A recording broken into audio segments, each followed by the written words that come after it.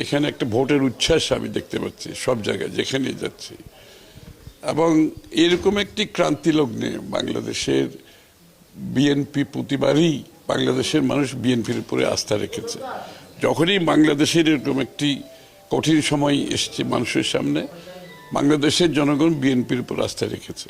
আমি এখনো তাই লক্ষ্য করছি যে আজকে এই সময়টুকুতে সবাই মনে করে বিএনপির মাধ্যমেই এটার উত্তরণ সম্ভব।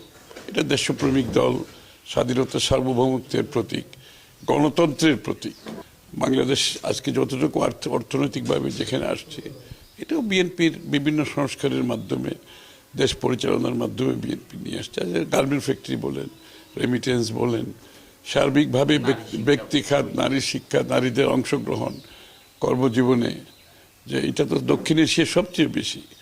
পুরুষ মহিলা সর্বক্ষেত্রে, এমনকি শিশুরা পর্যন্ত সবাই ধানের শীষে স্লোগান।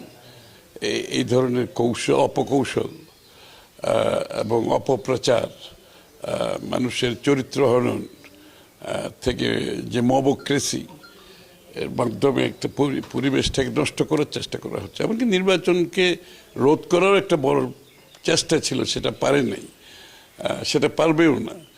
সেটা বাংলাদেশের রাজনীতিতে তারা খুব বেশি এগুতে পারবে অন্তত আমার মনে হয়।